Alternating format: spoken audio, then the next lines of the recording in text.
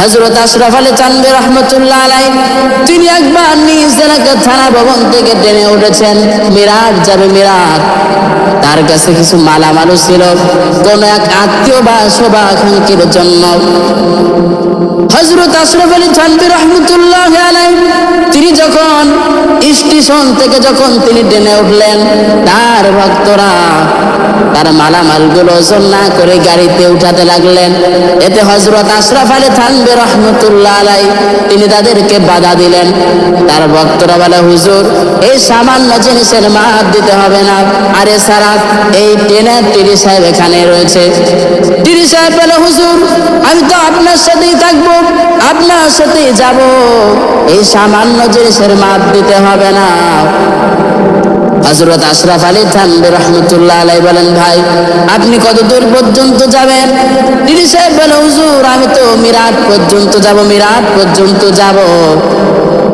তখন হযরত আশরাফ আলী থানভী রাহমাতুল্লাহ আলাইহি বলেন, ভাই আমি তো আরো সামনে যাব। টিডি সাহেব বলে, হযরত কোনো অসুবিধা নেই, আমি যেহেতু মিরাট পর্যন্ত যাব, ওই মিরাট থেকে যে টিডি সাহেব উঠবে আমি তাকে বলে দেব আপনার গন্তব্যস্থান হচ্ছে দিল্লি পর্যন্ত। তখন হযরত আশরাফ আলী থানভী রাহমাতুল্লাহ আলাইহি বলেন, ভাই আমি তো আরো সামনে যাব। টিডি সাহেব বেচারা তো অবাক হয়ে গেল, হুজুর কি বলে? কারণ দিল্লির পরে কোনো স্টেশন নাই, কোনো ট্রেনে যাওয়ার কোনো রাস্তা নাই, হুজুর কি বলে? টিডি সাহেব বেচারা তো অবাক হয়ে গেলেন।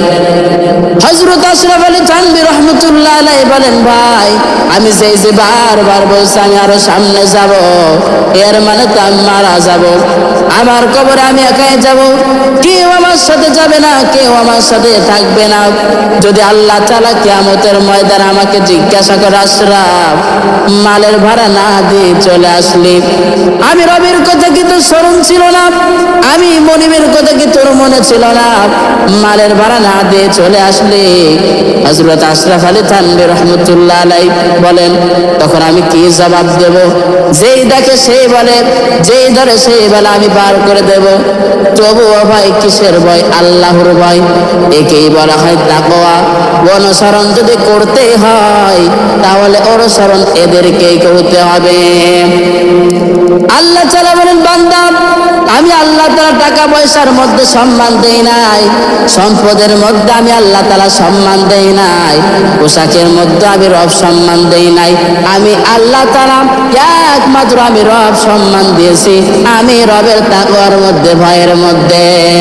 আল্লাহ তাআলা বলেন, বান্দা এভাবে যদি তুমি তাকওয়া অর্জন করতে পারো আমি রব তোমাদেরকে দুনিয়াতেও সম্মানিত দান করব, আখিরাতেও আমি রব তোমাদেরকে সম্মানিত করব।